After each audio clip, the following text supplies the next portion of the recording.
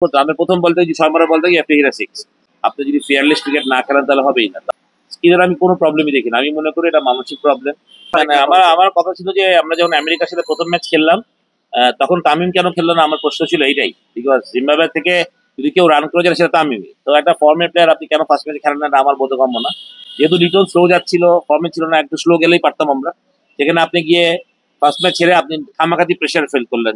আমি বলছি না যে আমি খেললেই আমরা জিততাম, বাট আপনি একটা ফর্মের প্লেয়ারকে খেলালেন না কেন, কিংবা আপনি একটা ফাস্ট বোলার কম নিয়েই বা খেললেন কেন?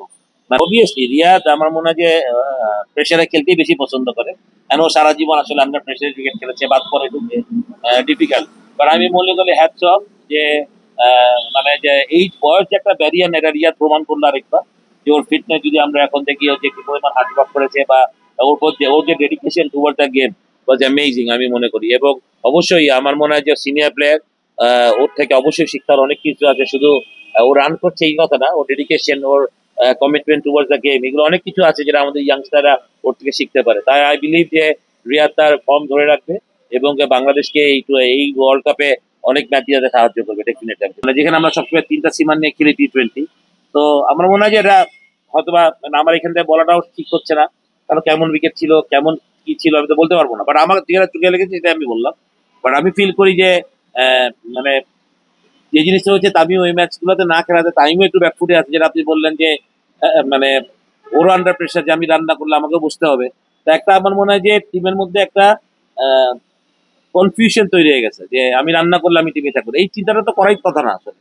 আমার কথা হলো একটা টেস্ট ইলেভেন আপনাকে রেগুলার করা উচিত। আপনি সবাইকে তো সুযোগ দিতে পারবেন না, প্লেয়ার তো 15 জন, 11 জনই খেলবে, 11 জন বেস্ট পসিবল খেলবে। কিন্তু আপনি যদি এখনো জানেন না যে আপনার কোনটা আপনি মেইন ফার্স্ট ম্যাচে শ্রীলঙ্কার সাথে আমরা কোন টিম খেলবো, দেন ইটস ভেরি সারপ্রাইজিং অ্যাকচুয়ালি। সত্যি কথা, আপনি ওপেনিং এ গিয়ে তামিম সৌম্য যদি খেলবে না, তামিম লিটন খেলবে, বা লিটন সৌম্য যদি খেলবে, সেটা আপনি এখনো আমার মনে হয় না যেমন প্রশ্ন আসলে আমিও জানি না আসলে কি খেলবে না খেলবে।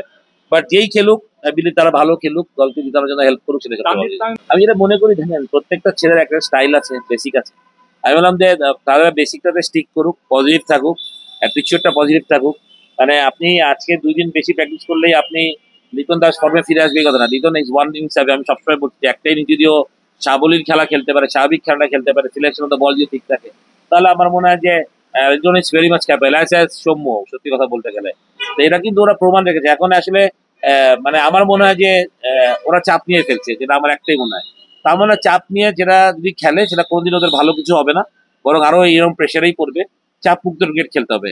তাহলে ওই চাপ মুক্ত ক্রিকেট খেললে যদি বাংলাদেশ হারবে কিছু করার নাই। এই ফর্মেট আমাদের না, সবাই বলছে, আমিও মানি যে T20 ফর্মেটে আমরা এখন ওইরকম কমফোর্টেবল টিম না, বাট আমাদের যদি ওরকম একটা দলে পরিণত হয় তাহলে আমাদের ওইভাবেই খেলতে হবে।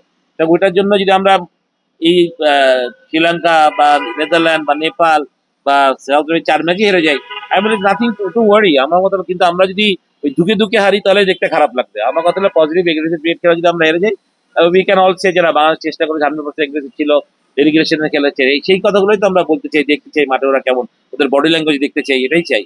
তো আমি চাই যে এরকম পজিটিভ বডি ল্যাঙ্গুয়েজ ওরা ক্রিকেট খেলুক, তাহলেই ভাবতে বড় হবে না। প্রত্যেকটা ছেলে যদি একটা গ্যারান্টি থাকে যে his playing for the next 7-8 matches বা 10 ম্যাচেস, তাহলে সেই ফ্রিডমটার কথা যেটা আমরা বারবার বলি সেটা নিয়ে সে খেলতে হবে। আর আপনি যদি জানে যে আমি আজকে রান্না করলে কালকে খেলবো না, তাহলে ইটস ভেরি ডিফিকাল্ট। তাহলে তার জন্য আসলে ফ্রিডম নিয়ে ক্রিকেট খেলাটা খুব ডিফিকাল্ট।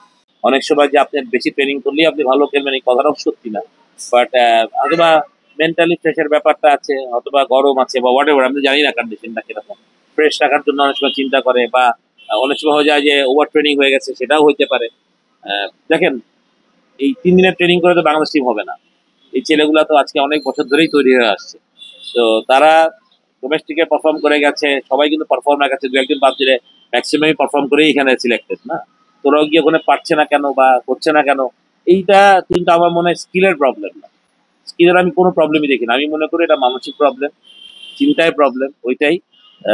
যে আমরা সবসময় একটা কথা বলি, আর বিশেষ করে এই ফর্মেটে আপনি যদি ফিয়ারলেস ক্রিকেট না খেলেন তাহলে হবেই না। তো আপনি ভয় নিয়ে যদি ক্রিকেট খেলেন, আপনি যদি চিন্তা করেন যে আমার ভয়, মানে আমাকে রান করতে হবে, আমি প্রথম বলতে যে 6 বলতে গিয়ে একটা হিরা 6, মানে আমার কথা হচ্ছে এটা। সুতরাং ওই ফ্রিডমটা যদি খেলতে পারে তাহলে আমার মনে হয় সাকসেস আসা সম্ভব। আদারওয়াইজ ইটস ভেরি ডিফিকাল্ট আমি মনে করি। কারণ আপনি এখন আর 120-25 রান করে জিততে পারবেন না। আপনাকে ভালো টিকে হারাতে হলে আপনাকে অ্যাটলিস্ট 170-80 উপরে রান করতে হবে, ঠিক না? তাহলে আপনি একটা চ্যালেঞ্জ করতে পারবেন আমার মনে হয়।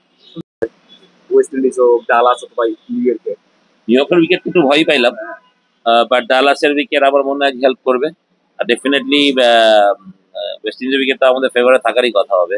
But end of the day আমাদেরকে ভালো খেলতে হবে, উইকেট যতই ফেভার করুক না করুক আমাদের স্কিল তো আমাদের ব্যাটিং এ আমাদের ব্যাটসম্যানদেরকে মানে অনেক কথা হচ্ছে, মানে আমি এর সাথে একমতই না।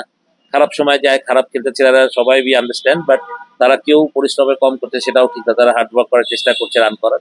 আই বিলিভ যে টুর্নামেন্টে তারা জ্বলে উঠবে। নাই প্রে যে আমাদের টপ অর্ডার যাতে মানে লিটন, সৌম্য, সার্থকতা খুব বেশি হচ্ছে আসলে।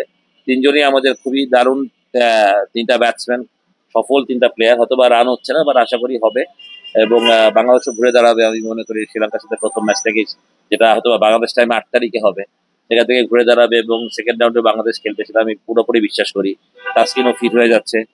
যদিও শরীফুলকে আমরা যেটা প্রশ্ন ছিল যে প্রথম ম্যাচে আমরা পাবো না, বাট তাসকিন, মোস্তাফিজের বা যারাই আছে তাদেরকে ফলো করতে হবে। যে আমাদের আমাদের বেস্ট ক্রিকেটটা যদি আমরা এখনো খেলি নাই, আমার মনে হয় সিএফ টু কাম আমাদের বেস্ট ক্রিকেটটা খেলা, সেটা যদি আমরা পুরো একসাথে খেলতে পারি, বেস্ট ক্রিকেটটা খেলতে পারি, তাহলে মানে আমাদের খেলাও মানে এখন চোখে পড়ছে আমরা যে ভালো খেলছি না সেটা আমিও মানছি। আর আমি মনে করি আমরা এরকম দল না, আমরা এর থেকে অনেক শক্তিশালী দল এবং আমরা বেটার ক্রিকেট খেলবো সেটা বিশেষ করি। ভাইয়া